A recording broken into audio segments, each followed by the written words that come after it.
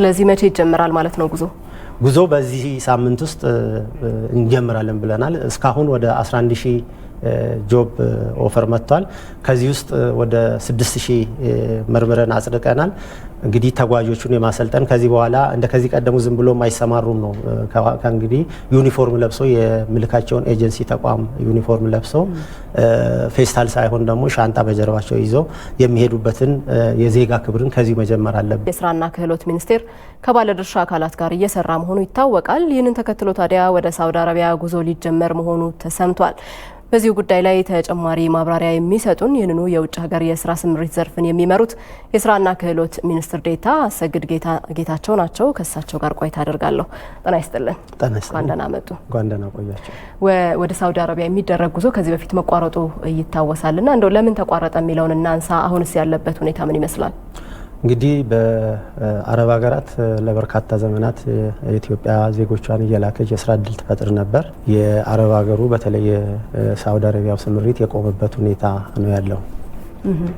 ስለዚህ አሁንስ ያለበት ሁኔታ አሁን በአጠቃላይ የ2019ን ውል መልሰን የማየት እድሉ ተፈጥሯል። ከዛ ቀጥሎም በተለይ የቤት ሰራተኞችን ለመጀመሪያ ጊዜ እንደሚወስዱና በቀጣይ ደግሞ በከፊልም ሙሉ በሙሉ የሰለጠኑም ስኪልድም ሰሚ ስኪልድም የምንላቸው ሰራተኞችን የሚወስዱበት ሁኔታ ለመፍጠር ቅድመ ዝግጅት ስራዎች እየሰራን ያለ ነው። አሁን ግን በ2019 በተፈረመው የባይላተራል አግሪመንት መሰረት ሰራተኞችን ለመውሰድ ስራዎች እየሰራን ያለ ነው። ከ30 ሺህ በላይ የሚሆኑ በተለያዩ ሀገሪቱ ክፍሎች በቲቬት ማሰልጠኛ ተቋም ገብቶ እየሰለጠኑ ያለበት ሁኔታ ነው ያለው።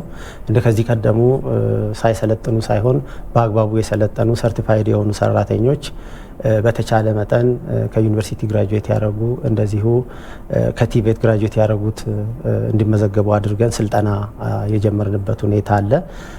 ይሄም በዋናነት የሰራ ነው በሚሄዱበት ሀገር ልክ እንደ ፊሊፒኖቹ እንደ ህንዶቹ ቤት ውስጥ ተጨማሪ ስራ ማግኘት እንዲችሉ በተሰማሩበት ሀገር ቤት ውስጥ ልጆቻቸውን የማስጠናት የሂሳብ መዝገብ የመያዝ ከዩኒቨርሲቲዎችና ከቲቬቶች ተመርቀው ስራ ያልያዙ በየቤቱ ያሉ ወጣቶች እንዲመዘገቡና ለዛ ስራ ብቁ የሚያደርግ የተለያዩ የአቲቲዩድ ስልጠና፣ የቋንቋ ስልጠና እንዲሁም የክህሎት ስልጠና ወስዶ ፕሮሰስ በማድረግ ላይ ያለ ነው ማለት ነው።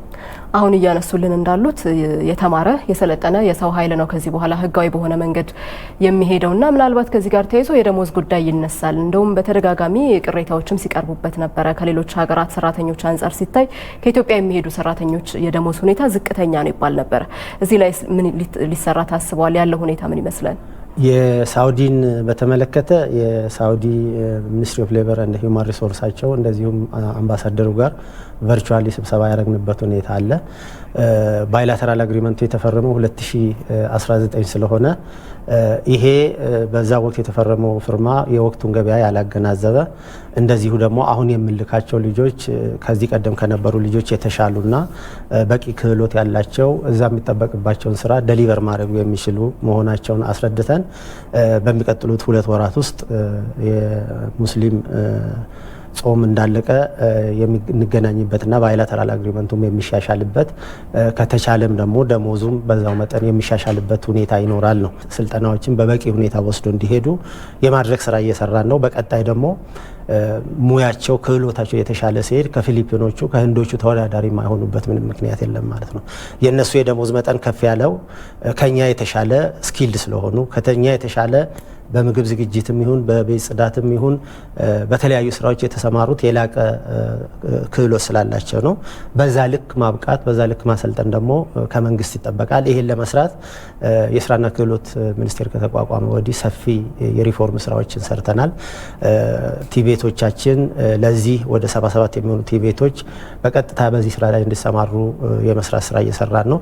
እነዚህን ቲቤቶች በመዳረሻ ሀገር ያሉትን ቁሳቁስ በማሟላት እዛ ውስጥ ገብቶ ስልጠና እንዲያገኙ የማድረግ ስራ እየሰራን ነው። በቀጣይ ደግሞ እንደዚህ እያሻሻልን የምንሄድበትን ሁኔታ እንፈጥራለን። ስለዚህ የደሞዝ እርከኑ ወጥ ነው ማለት እንችላለን? አዎ፣ ማንኛውም ሰው ወደ ሳውዲ አረቢያ የሚሄድ ደሞዙ ለጊዜው 1000 ሪያል ነው። ከዛ በታች የሚፈራረም ኤጀንሲ ካለ እርምጃ እንወስዳለን። አሁንም እየወሰንን ነው። 1-3 ኤጀንሲዎች በዚህ ዙር ከዛ ባነሰ ዋጋ የተፈራረሙበት ሁኔታ አለ። እነዛን ኤጀንሲዎች ከስራ የማገድ ስራ ነው የምንሰራው። ይሄ የሀገርም የህዝብም ክህደት ነው።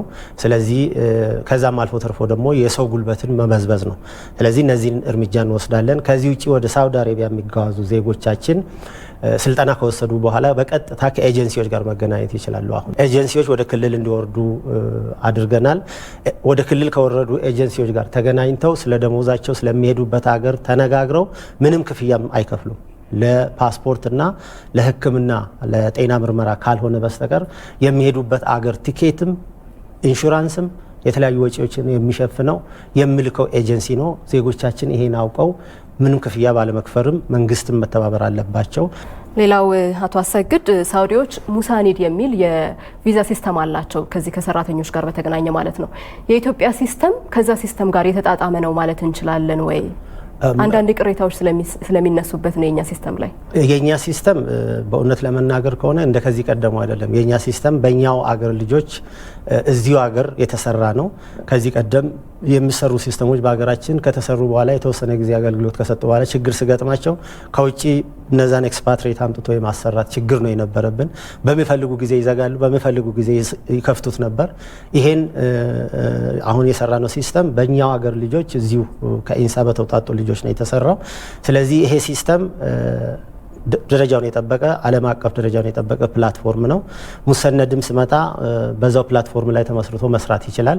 ሙሰነድ የሚሰራው የልጅቷን ዲቴይል ኢንፎርሜሽን፣ የተጓዡን ዲቴይል ኢንፎርሜሽን መረጃዎች ይሰበስባል። የኛ ሲስተምም በአይነቱ የመጀመሪያው ነው ለሀገራችን ማለት እንችላለን። በዚህ ዘርፍ ይሄ ዘርፍ በተለይ በሰው ንክኪ አልባሌ ነገሮች የሚደረጉበት በርካታ ወንጀሎች የሚሰሩበት ነበር። አሁን ግን እያንዳንዱ ኤጀንሲ ቢሮ ቁጭ ብሎ የተጓዦቹን ሰነድ አፕሎድ ያደርጋል፣ ወደኛ ቢሮ ይመጣል ኦንላይን። እኛም የመጣውን ዶክመንት ቼክ እናደርጋለን፣ ቬሪፋይ አድርገን ደረጃውን የጠበቀና ያ ሰው ለበረራ ዝግጁ መሆኑን ከቪዛ ጭምር ካረጋገጥን በኋላ ፓስፖርቱን የስልጠና ሁኔታውን ካየን በኋላ ቬሪፋይ አድርገን በቀጥታ ኦንላይን ወደ ቢሮቸው የምንመልስበት ሁኔታ ነው ያለው። ሌላው ከጤና ምርመራ ጋር ተያይዞስ ያለው ሁኔታ ምን ይመስላል? የትኛውም ዜጋ ወደ ውጭ ሀገር ሲሄድ የሀገር የሚፈልገውን የጤና ምርመራ ማሟላት አለበትና እነዚህ ሰራተኞች በተለይ ወደ ሳውዲ ሲሄዱ በተመረጡ የሕክምና ማዕከላት ሙሉ ምርመራ የማድረግ ግዴታ ይኖርባቸዋልና እንደው አጠቃላይ ያለው ሁኔታ ከዚህ ጋር ተያይዞ ምን ይመስላል? እሱ ጥሩ ጥያቄ ነው። ይሄ ጄሲሲ የሚባል የአረብ ሀገሮች በጋራ ያቋቋሙት የምርመራ ተቋም የሚመርጥ ተቋም አለ። ከዚህ ከ78 ዓመት በፊት ነው 12 የጤና ተቋማት የተመረጡት። እነዚህ የጤና ተቋማት መመረጣቸው በእኛ ማን የመረጣቸው? የጄሲሲ ካንትሪስ የሚባሉ አሉ። መጥተው ነው ራሳቸው ሊንክ አላቸው። በዛ ሊንክ መሰረት ተቋማት አፕላይ ያደረጉ 7 ተቋማት አፕላይ አድርጎ ነበር በነበረው ጊዜ የምንሰማው ኢንፎርሜሽን። ከዛ ውስጥ ግን አቶ አሰግድ አሁን በኢትዮጵያ ሕግ መሰረት ጤና ሚኒስቴር ነው እነዚህን ቦታዎች የመምረጥ ሙሉ ኃላፊነት ያለበትና እነዚህ የውጭ አካላት ኢትዮጵያ ውስጥ ላለ ሰራተኛ መምረጥ ይችላሉ ወይ? ይሄ እንግዲህ በወቅቱ በነበሩ የሰራተኛና ማህበራዊ ኃላፊዎች ብቻ የተሰራ አይደለም። ከጤና ጥበቃ ሚኒስቴርም ሰዎች ተውጣጥተው ለዚህ ሀገር በራሳቸው ስታንዳርድ ያስቀመጧቸው ምርመራዎች አሉ። በዛ መሰረት መመርመር የሚችሉ ተቋማትን እነሱ ናቸው የለዩ። ተጨማሪ በክልል ደረጃ የምርምር ጤና ተቋማት አሉ። ለአብነት ጅማ፣ አሰላ፣ ባህር ዳር፣ ጎንደር በርካታ ቦታዎች ላይ አዳማ የጤና ተቋማት አሉ፣ የመንግስትም። ስለዚህ መቼ ይጀምራል ማለት ነው ጉዞ? በዚህ ሳምንት ውስጥ እንጀምራለን ብለናል። እስካሁን ወደ 11000 ጆብ ኦፈር መጥቷል። ከዚህ ውስጥ ወደ 6000 መርምረን አጽድቀናል። እንግዲህ ተጓዦቹን የማሰልጠን ከዚህ በኋላ እንደ ከዚህ ቀደሙ ዝም ብሎም አይሰማሩም ነው። ከእንግዲህ ዩኒፎርም ለብሰው የምልካቸውን ኤጀንሲ ተቋም ዩኒፎርም ለብሰው ፌስታል ሳይሆን ደግሞ ሻንጣ በጀርባቸው ይዘው የሚሄዱበትን የዜጋ ክብርን ከዚህ መጀመር አለብን። ባልተመቼ ሁኔታ እንዲጓዙ አንፈቅድም ብለን ኤጀንሲዎችም አልባሳት እንዲያዘጋጁ እንደዚሁ ደግሞ እቃ መያዣ የሚሆን ሻንጣም እንዲያዘጋጁ የተግባባንበት ሁኔታ ነው ያለው።